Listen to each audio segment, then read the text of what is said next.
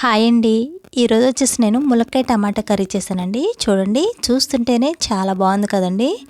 అంతే కదండి, టేస్ట్ కూడా చాలా బాగుంటుంది. ములక్కాయ టమాటా కర్రీ అంటే అందరికి ఇష్టమే కదండి. ఆల్మోస్ట్ ఇష్టపడిన వాళ్ళంటూ ఎవరు ఉండరు కదండి.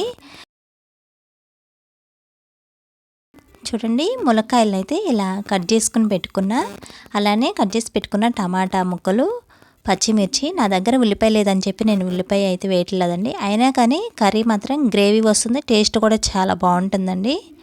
ఇప్పుడు గ్యాస్ ఆన్ చేసి ప్యాన్ పెట్టుకుని కర్రీకి సరిపడినంత ఆయిల్ వేసుకోవాలి.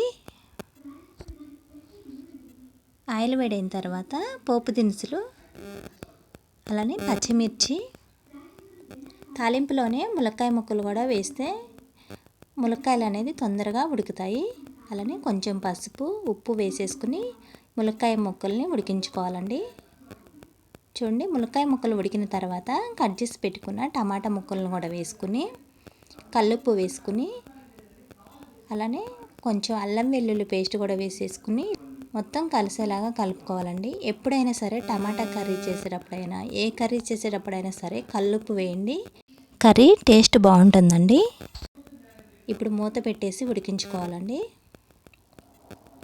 చూడండి, మూత తీసి చూస్తే ఆల్మోస్ట్ టమాటాలు చాలా మెత్తగా ఉడికాయి కదండి. చూడండి, కల్లుప్పు వేయడం వల్ల టమాటాలు తొందరగా ఉడుకుతాయి. ఇప్పుడు 2 స్పూన్ల వరకు కారం, కొంచెం ధనియాల పొడి కూడా వేసేసుకుని ఇలా మొత్తం ఒకసారి కలుపుకోవాలండి. చూడండి, నేనైతే ఒక చుక్క వాటర్ కూడా యాడ్ చేయలేదండి. అయినా సరే కర్రీ మాత్రం చాలా గ్రేవీగా ఉంది కదండి. ఇప్పుడు మూత పెట్టేసి 2 నిమిషాల పాటు ఉడికించుకోవాలి. చూడండి, 2 నిమిషాల తర్వాత మూత తీసి చూస్తే కర్రీ రెడీ అయింది కదండి. గ్యాస్ ఆఫ్ చేసుకుంటే సింపుల్ ప్రాసెస్లో అయిపోయేటువంటి ములక్కాయ టమాటా కర్రీ అయితే రెడీ అయిందండి. మీరు కూడా ఒకసారి ఇలా ట్రై చేయండి. వీడియో కనుక నచ్చినట్లయితే ఒక చిన్న లైక్ చేయండి, షేర్ చేయండి, సబ్స్క్రైబ్ చేయండి ప్లీజ్.